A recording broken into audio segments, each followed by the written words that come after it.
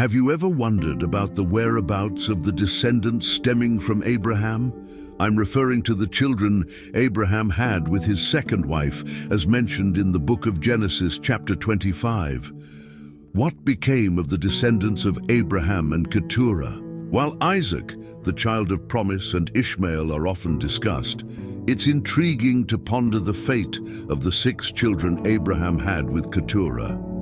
In this video, in response to numerous requests from our channel subscribers, we will together delve into the question of Abraham and Keturah. Where are their descendants now?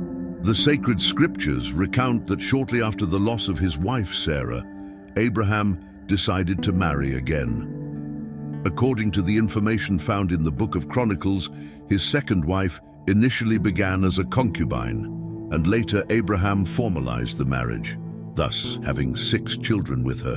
This woman's name was Keturah. I'm planning to create a more detailed video about this figure from the Old Testament, an intriguing female character. If you're interested in a comprehensive video about Keturah, please leave your comment. Keturah is often confused with another figure from the Old Testament, Hagar, who was an Egyptian woman. However, it's important to note that Keturah is not described as an Egyptian woman. She is not linked to the land of Egypt. Richard Elliott Friedman, a respected biblical scholar, rejects the idea that Keturah is the same person as Hagar. He argues that this identification stems from an ancient rabbinic notion without basis in the Hebrew text. Furthermore, Friedman notes that this idea was rejected by renowned commentators of antiquity such as Ibn Ezra, Ramban, and Rasban. The Book of Jubilees, a notably intriguing work that would certainly deserve a documentary or a special video, also supports the conclusion that Keturah and Hagar were distinct individuals. They were not the same person. It's important to remember that the Book of Jubilees is of great curiosity, dating back to approximately 700 BC, or remarkable antiquity. In this book, it's affirmed that Keturah and Hagar were not identical. In fact, the book even states that Abraham waited until after Hagar's death to marry again. I now invite you to join me in reading chapter 25 of the book of Genesis. Abraham married another woman named Keturah. She bore him the following children: Medan, Midian, Ishbak, and Shur.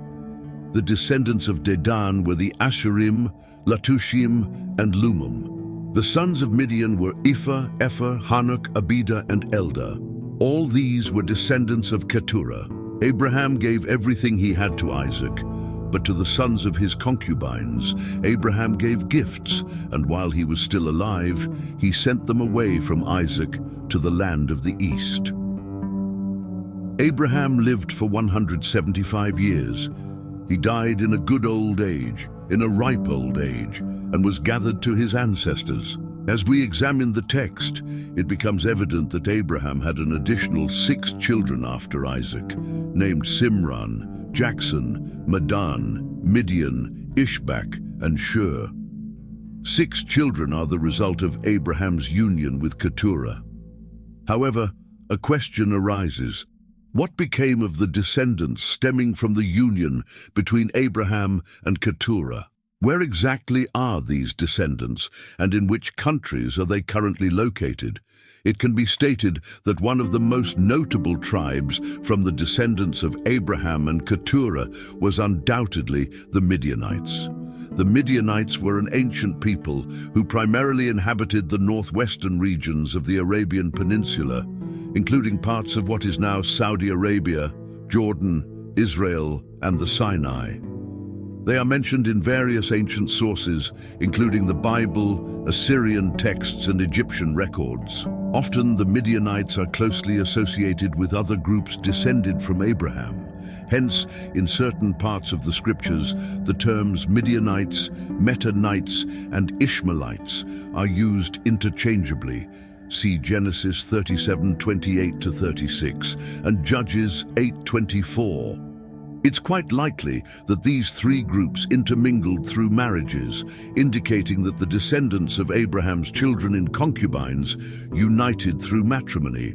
Alongside other sister tribes, The Midianites were also descendants of Keturah, and these tribes primarily inhabited the region of Saudi Arabia. Specifically, the descendants of Abraham and Keturah are present today in Saudi Arabia and also Bahrain. The latter country hosts a considerable number of descendants of Abraham and Keturah. The tribes stemming from the 6 children of Abraham and Keturah are dispersed across various parts of Saudi Arabia, as well as Bahrain.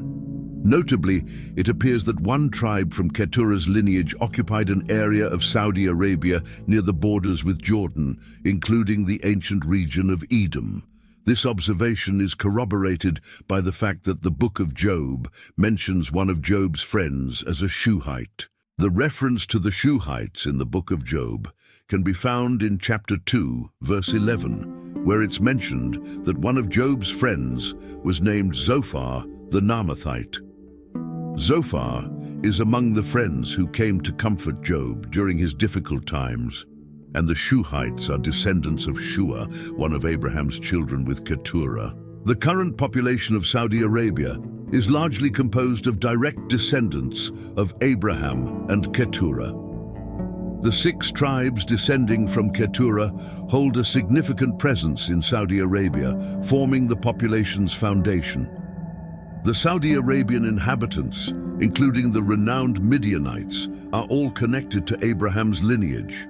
Besides these 6 Arab tribes constituting Saudi Arabia's population, the influence of the Ishmaelites is also noteworthy, due to interlinked marriages in ancient times as well as in the present day. Arabs continue to come together through marriage, promoting cultural amalgamation. Beyond Abraham's descendants, it's noteworthy that Saudi Arabia houses a Kushite presence. Certain descendants of Kush, a group historically established in Ethiopia, Somalia, and other African nations, have also found a home in the region encompassing Yemen and Oman.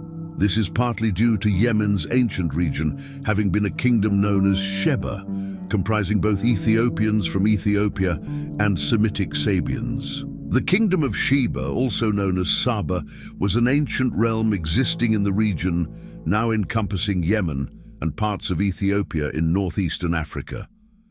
The history and wealth of the kingdom of Sheba are often linked to biblical legends and stories, including the renowned visit of the Queen of Sheba to King Solomon, as described in the Old Testament. Some members of this population migrated to the Saudi Arabian region, enhancing the ethnic and historical diversity of this territory. An intriguing observation deserving attention is the story of the wife of a prominent character from the Old Testament, Jethro. Exploring Jethro's origins and the curiosities of his life would be an exceedingly valuable topic for a special video. Jethro's story is closely tied to Moses' narrative and the liberation of the Israelites from slavery in Egypt. Jethro was a priest of Midian and a tribal leader. He had several daughters, one of whom Moses met when he fled Egypt after killing an Egyptian who was mistreating an Israelite. Moses assisted Jethro's daughters in tending to their flock, and in gratitude, Jethro invited Moses to his home and offered him shelter. Over time, Jethro developed respect and appreciation for Moses, recognizing him as a man of God destined to lead the Israelites in their journey of liberation. If you'd like a video solely about him, please let me know in the comments. Moses' mentor and essentially his teacher, Jethro conveyed profound knowledge about Semitic culture and God's will to Moses, as he himself was a priest of God. Surprisingly, Jethro's wife was a Cushite woman. I extend my gratitude to all who have followed this video up to this point. I'd like to express my appreciation for your dedication thus far. Furthermore, I'm pleased to share the news that I'll soon be launching a highly intriguing and much anticipated series for all of you, delving into the matriarchs of humanity. I am eager to present this series and have confidence that it will capture your interest, or at the very least your curiosity. I invite you to watch the video currently being displayed on the screen. I'm certain you will enjoy it. See you soon.